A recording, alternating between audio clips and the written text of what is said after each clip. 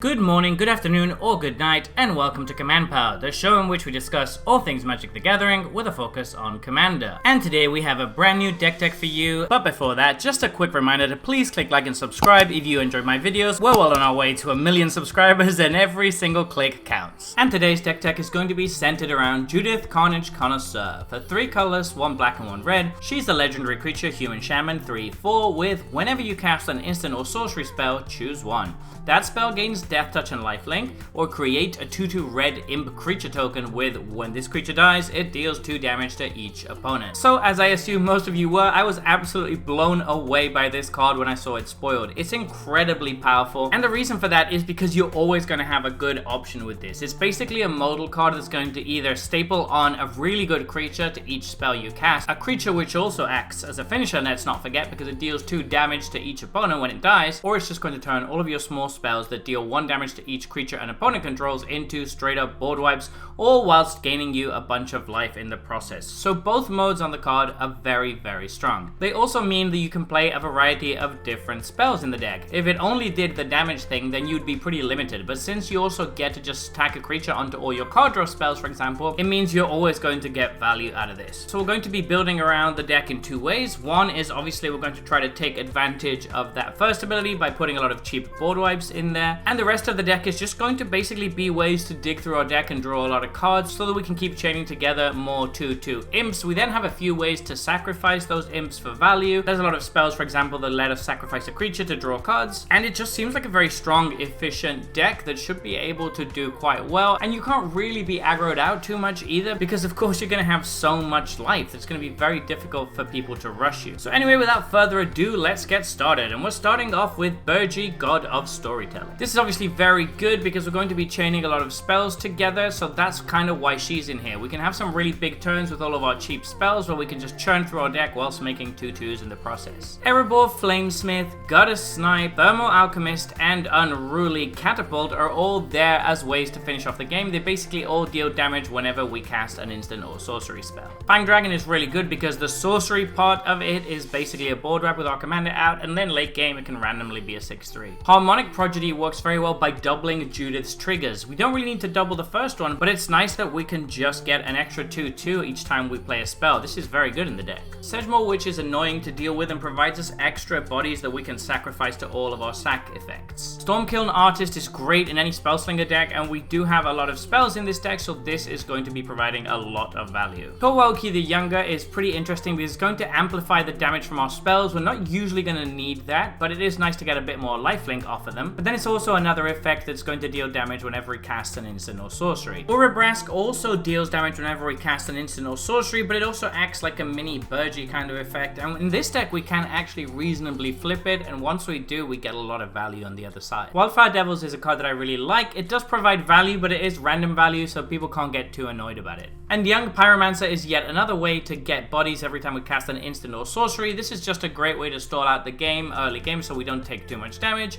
and we can also of course use those tokens for all of our sacrifice effects. Moving on to sorceries, we have Blasphemous Act. This works very well with Judith by gaining us an absolute boatload of life. On a reasonably sized board, this could gain us upwards of 150 life, and it's very difficult to lose the game from there. Blazing Volley, End the Festivities, and Scoring Sands basically all do the same thing. They're board wipes for 1 or 2 mana in this deck, and one-sided board wipes as well. Faithless Looting is one of the best ways we can dig through our deck for value. It should be very easy to have the Spectacle active on Light Up the Stage because of course we have our tokens that deal damage when they die, and then we have a bunch of pingers basically. Mizzix's Mastery can be an amazing finisher when we have 8 mana available by recasting every instant or sorcery in our graveyard. Shatterskull Smashing is really good in this deck because we only need to pay 4 mana to basically deal with 2 creatures with our commander out. Smash to Dust is another effect that can act as a one-sided board wipe, but this one is even better because it's super flexible by allowing us to also destroy an artifact. And Vandal Blast can destroy all of our opponent's artifacts, which is obviously amazing. Moving on to instants, we have Corrupted Conviction, which is very good because of course we can sacrifice one of our devil tokens to deal 2 damage to everybody whilst drawing 2 cards. Deadly Dispute is also excellent by allowing us to cash in those tokens for lots of value. Electrickery is the best version of the effect that deals 1 damage to each creature we don't control. For just 2 mana, we get to do it at instant speed. Faithless Salvaging is kind of like Faithless Looting, but it's almost better in this deck because the rebound means we're going to get to cast it twice, which means 2 triggers off of Judith. Feign Death and similar effects such as Not Dead After All, Malakir, Rebirth, and Undying Malice are really important in this deck because Judith is almost always going to be a target,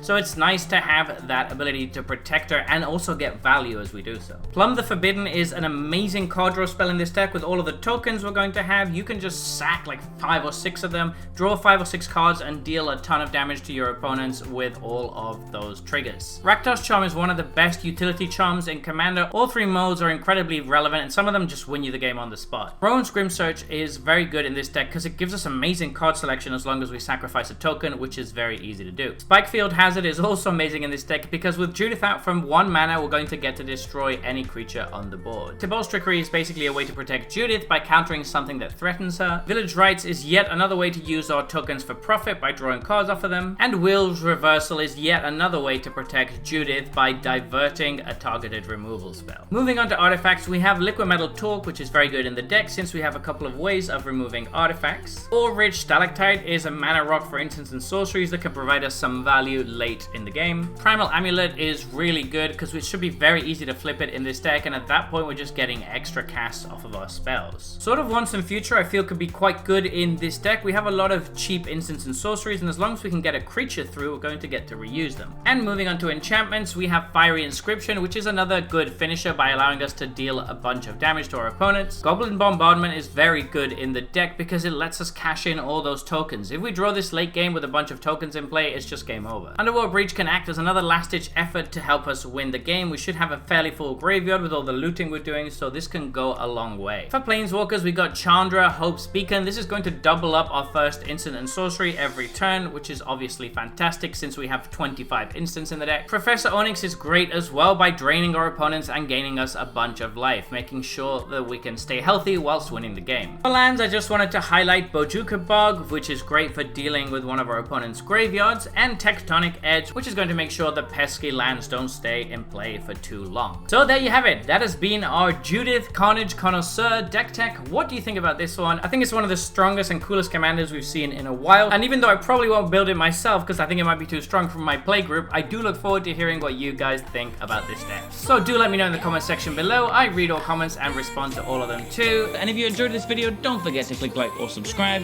It really helps the channel. And until next time, take care.